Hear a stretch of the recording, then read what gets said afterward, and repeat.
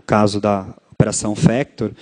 a gente percebe que essa discussão chegou nos tribunais e prevaleceu o garantismo. Em compensação, tive oportunidade de trabalhar em diversos casos aí de tráfico de drogas, em especial sobre grandes organizações criminosas lá em São Paulo, e a gente sabe que muitas vezes ali uma investigação que no momento era, né, para ser iniciada com base em denúncia anônima, hoje chegou no tribunal e o tratamento é outro, completamente diferente, e ninguém discute ali se estaria ferindo ou não direitos e garantias fundamentais. Então, nesse ponto também causa certa indignação, como que essa prova que foi produzida no curso, né, de procedimentos ligados a crimes financeiros, a políticos, a corrupção, ela não pode prosperar, e com relação a outras modalidades criminosas, que em tese ali causariam maior arrepio à sociedade, mas a gente sabe que, se for ver o efeito direto mesmo, que causa questões ligadas à corrupção, é muito maior do que até o próprio, muitas vezes, tráfico, do que os crimes violentos e assim por diante, que ali acaba, muitas vezes, tem os seus malefícios, mas não de uma forma tão flagrante contra o Estado. E um ponto, até para caminhar aqui para a reta final dessa exposição, que hoje eu acho que nós devemos defender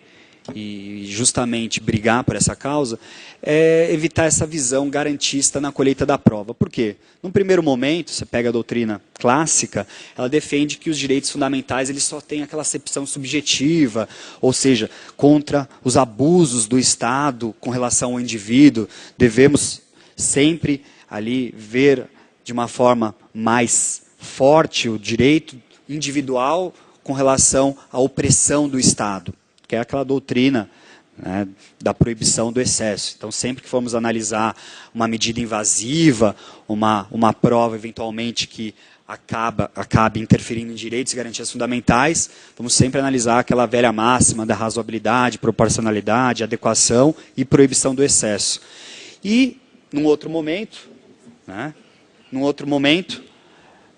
sim, começar a entender uma outra acepção relacionada ao direito fundamental na colheita da prova, de forma que o Estado ele possa, sim, agora agir de uma outra forma, de uma forma proativa, de forma, aí sim, a garantir o direito da sociedade, da coletividade, contra, né, sim, a criminalidade, contra os atos ilegais praticados, não só pelos próprios agentes públicos, mas como por qualquer pessoa. Aí sim entra essa doutrina da proibição. Pensar no futuro se aquele meio, se aquela forma que foi utilizada, vai sim trazer consequências para eventualmente gerar nulidades absolutas. E chega ao ponto de discutirmos aí questões já ultrapassadas, como prazo de prorrogação da interceptação telefônica. Pega essa última decisão do STJ na Operação Sandal, eles entenderam de forma unânime pela sexta turma que só cabe uma única prorrogação. Então, é um entendimento que causa muita preocupação, porque a gente sabe que, inevitavelmente, grande parte das nossas operações, por mais que hoje não seja um meio como era antigamente utilizado em praticamente 99% das operações, aí eu falo não dos inquéritos, né, operações grandes da Polícia Federal, que acabavam, né, muitas vezes aí por ultrapassar anos de monitoramento telefônico. Então, realmente causa grande preocupação. Questão do relatório do COAF, como eu falei, temos esses três processos pendentes que vão justamente verificar a possibilidade ou não de utilização desse relatório de inteligência para instruir a ação penal, para instruir inquérito policial. Vamos aguardar qual vai ser o posicionamento do Supremo, do STJ, nessas três ações.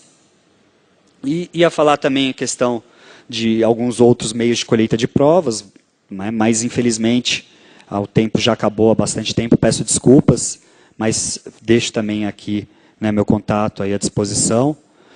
E, por fim, né, agradecer aqui a oportunidade, pedir desculpas aí pela pressa, até por falar um pouco por cima dessas questões, mas é um grande prazer estar aqui, espero também poder contar com vocês quando estiverem lá em Brasília, aí sempre com a colaboração. E aqui o principal é isso, a gente sabe que não tem tempo para perguntas, mas só de encontrá-los, de poder conversar, expor nossas dificuldades, eu acho que é o caminho para a gente começar a mudar. Eu acho que essa imagem que a Polícia Federal hoje tem com relação, não digo à sociedade, mas com relação ao meio jurídico, que muitas vezes, e considero, no grande parte das vezes, injusta, né, como a gente às vezes tem ouvido falar. Obrigado pela atenção, agradeço mais uma vez.